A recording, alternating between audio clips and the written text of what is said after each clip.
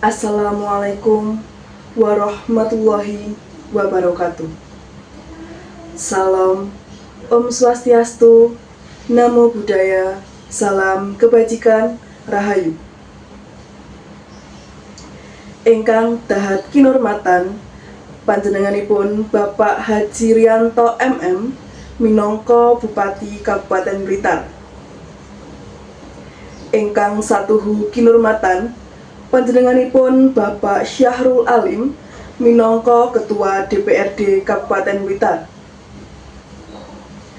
Ingkang kinurmatan sadaya camat Kabupaten Blitar. Ingkang kula hormati Kang Mas Brian Maulana minangka pangarsa adicara jamasan pusaka Gong Kyai Pradah Warsa 2026. Saha para rawuh kakung saha putri ingkang bagya mulya. Kawilujengan saha karahayon mugi tansah kajiwa kasarira dhateng kula saha panjenengan sadaya sinartan berkah saha rahmatipun Gusti Allah ingkang murbeng dumadi. Sagunging puji pangalembana namung konjuk dumateng ngarsaning Gusti ingkang amurba amesisa sadaya titah ing jagat pramudita. Inggih awet sih wilasanipun Gusti, kula saha panjenengan sadaya saged manunggal ing sasana menika wonten ing wekdal menika kanthi rahayu wilujeng tebih saking rubeda ning Irsambekala. Kaparengna kula Davina Lintang Azahra ingkang kajibah dados pranatacara badhe ngandharaken rantamaning adicara jamasan pusaka Gong Kyai Pradah Warsa 2026. Wondene adicara ingkang badhe katindakaken inggih menika pambuka. Dipun lajengaken atur palapuran saking pangarsa adicara.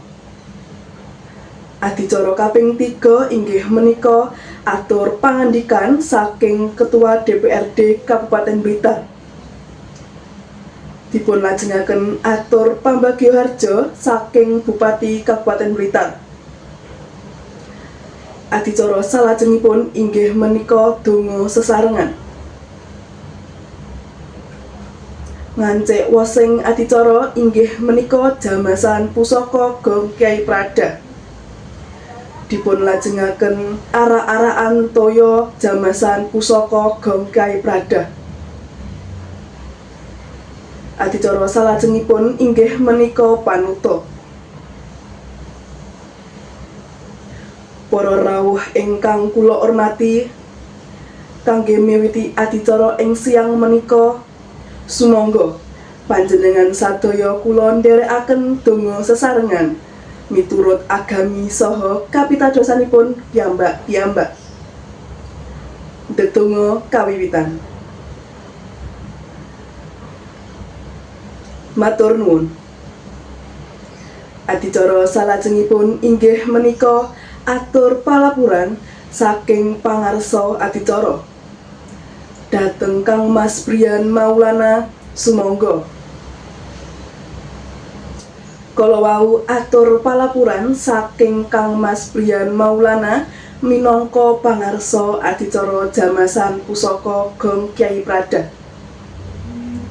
Adicara kaping 3 inggih menika atur pangandikan dhateng Bapak Syahrul Alim minangka Ketua DPRD sumangga. Kala wau atur pangandikan saking panjenenganipun Bapak Syahrul Alim. Dipun lajengaken atur pambagya harja dhateng panjenenganipun Bapak Haji Rianto MM minangka Bupati Kabupaten Blitar sumangga.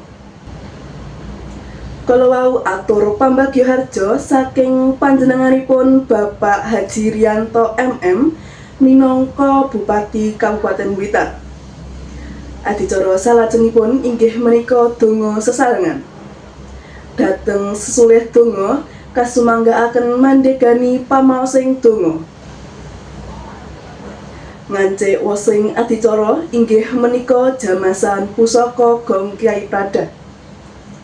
Dhateng para sesulih ingkang kajibah, kasuwun siyaga ing diri samapta ing gati saperlu nindakaken jamasan pusaka Gong Kyai Prada.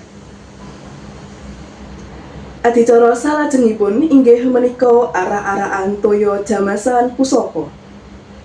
Kangge para kadang ingkang kajibah kasumanggaaken.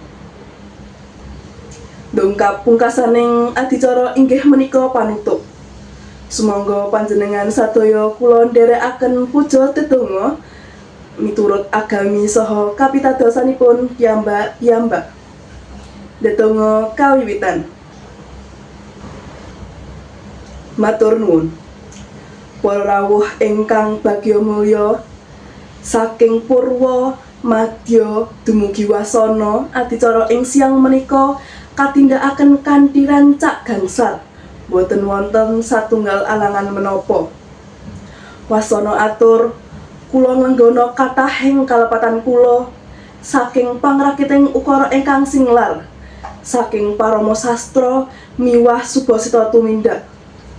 Pramila awit menika kula nyuwun agunging pangaksama. Mugi berkah Gusti murbeng dumadi tansah kajiwa kasarira dhateng kula saha panjenengan sadaya. Matur nuwun. Wassalamualaikum warahmatullahi wabarakatuh.